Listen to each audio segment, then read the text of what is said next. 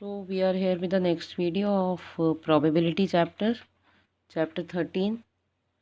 The topic is Bernoulli's trials and binomial distribution. Today we will be studying about Bernoulli's trials. Let us start with few examples. See, I am taking an example, 2-3 examples I am taking.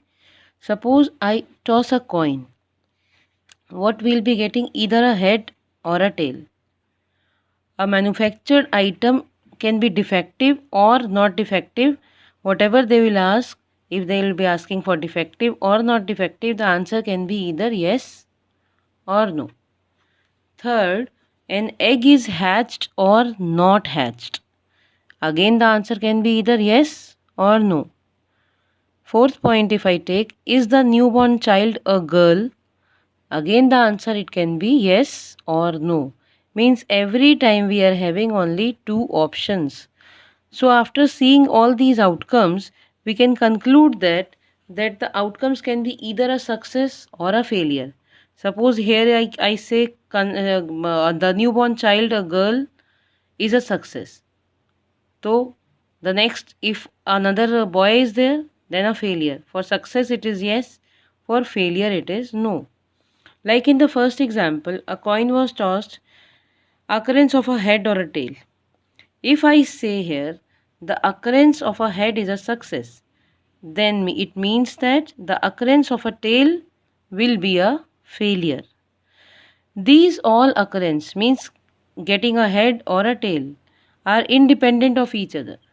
They are not at all considered dependent or it is going to affect each other, so they are independent of each other. These independent events having only two outcomes, namely success and failure, are called Bernoulli's trials, means having only two outcomes, and namely it can be a success or a failure. It cannot be like I am tossing a coin and it is standing, neither it is getting a head or a tail. We don't consider that. So these are known as Bernoulli's trials.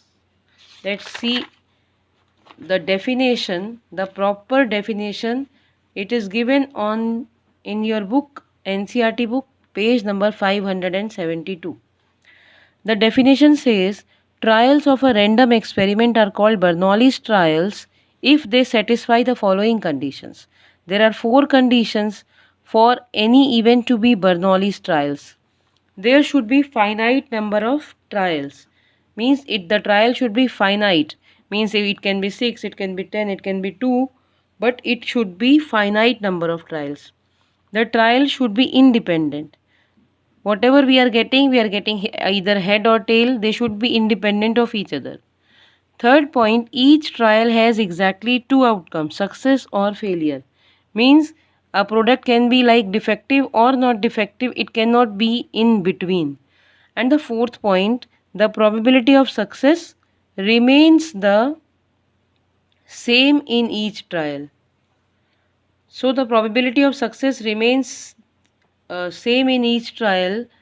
This means that if any number of times if I am tossing a coin, it should be, the probability should be same. Let's study one more example about using this all 4 points, the properties which should satisfy for being any trial to be Bernoulli trial. Consider an experiment of throwing a fair die 10 times. We are throwing a die 10 times. Let's verify if the trial of the appearance of 2 is appearing on a die are Bernoulli trial. Right? So first thing, let the event of getting a 2 in each trial be defined as a success. If we get 2, यानी हमें अगर 2 मिलता है after throwing a die, let us consider it as a success and we denote the success by small p. The throws are independent. Any number of throws can be there. So probability of getting a success in first throw means getting a 2. Success or a failure, so getting a 2 is 1 upon 2. Similarly, of getting in the second throw means getting a 2 in the second throw, the probability again remains 1 upon 2. Means it can be either 2 or not 2. Therefore, the probability of success of all the remaining 8 throws, 10 times we were supposed to throw, first and the second time the probability is coming 1 upon 2, and for the remaining 8 trials also the probability will be coming 1 upon 2, means the probability of success remains same in all the throws.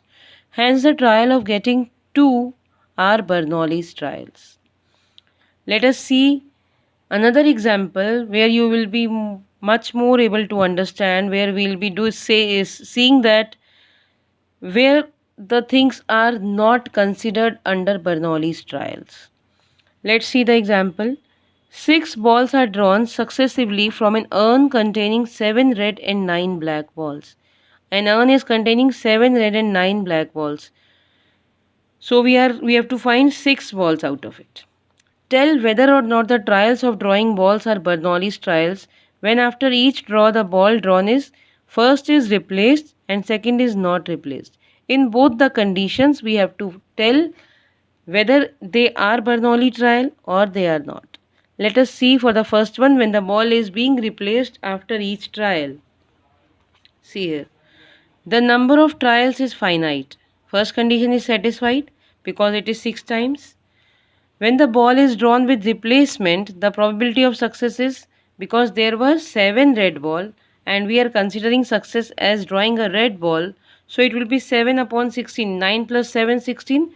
Total number of balls are 16 and number of red balls are 7. So the success probability of success will be 7 upon 16. If at all we are again replacing this ball back, when I will be drawing for the next time, again I am having 7 red balls in the urn and 16 total. Again the probability will be same. In all the 6 drawings, the probability will remain same, that is 7 upon 16. Now considering so this is considered under Bernoulli trial. Now the second condition, let's see, not replaced. Not replaced when we are drawing for the first time. Let us see the success again with a red ball. The probability for drawing in the first time will be 7 upon 16. Now the condition is that the ball is not replaced. If the ball is not replaced, then we will be only having 6 red balls in the urn with total of 15. So for the second trial, the probability will be 6 upon 15. And every time for 6 times the probability will be changing. So in this case it is not considered under Bernoulli's trials. Next topic is your binomial distribution. We will be discussing this topic in the next video, since both the topics are interrelated. So please go through this Bernoulli's trials example thoroughly.